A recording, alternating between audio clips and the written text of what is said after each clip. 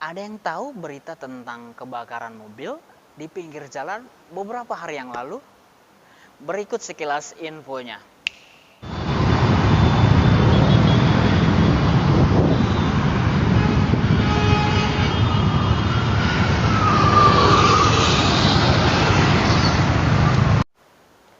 Banyak komentar dari netizen kebakaran itu disebabkan oleh kesalahan dari pabrik.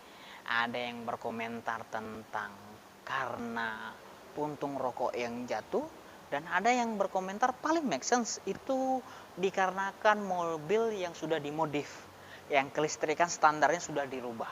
Itu yang paling make sense. Nah, semenjak berita itu naik, saya coba untuk diskusi ke teman-teman yang bergerak di bagian asuransi.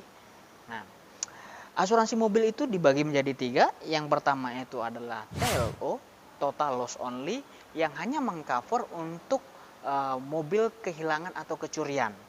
Sementara asuransi yang All Risk adalah asuransi yang mengcover dari setiap kerusakan yang paling ringan hingga sampai yang paling parah.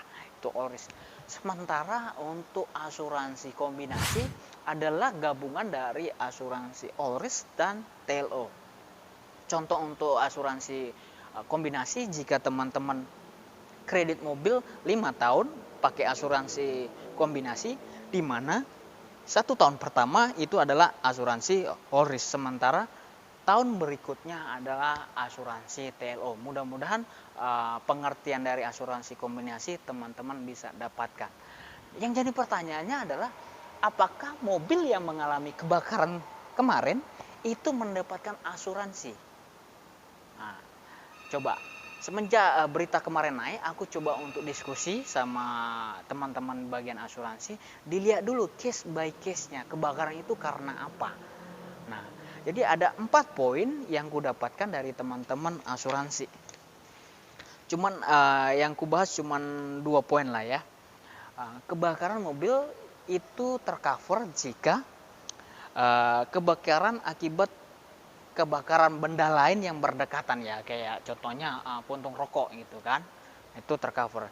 Terus poin yang kedua adalah kebakaran akibat petir, sambaran petir, itu tercover asuransi. Nah, setelah saya coba untuk lihat-lihat komentar, terus lihat-lihat berita, kebakaran mobil yang terjadi beberapa hari yang lalu itu dikarenakan modifikasi. Berdasarkan asumsiku ya, berdasarkan hasil pencarianku di internet. Nah, ya. Jadi saya tanyakan kembali ke teman di bagian asuransi, kalau sekiranya karena modifikasi, apakah masih tercover? Modifikasinya seperti apa dulu, kata teman-teman yang di bagian asuransi. Kalau modifikasinya merombak standar kelistrikan dari mobil, ya jelas tidak akan dapat. Itu sangat keras dibilang, sangat jelas dibilang. Kalau gara-gara modifikasi yang merombak standar kelistrikan, jelas tidak dapat Bang Fred, katanya. Cuman di salah satu leasing aku tanyakan hal itu, terkecuali kalau ketika mau modifikasi itu sudah laporan dulu ke pihak leasing. Jadi itu tercover.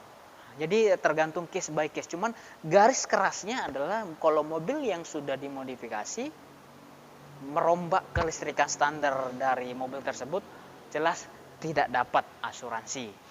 Nah, pertanyaannya, asuransi itu penting nggak sih buat teman-teman?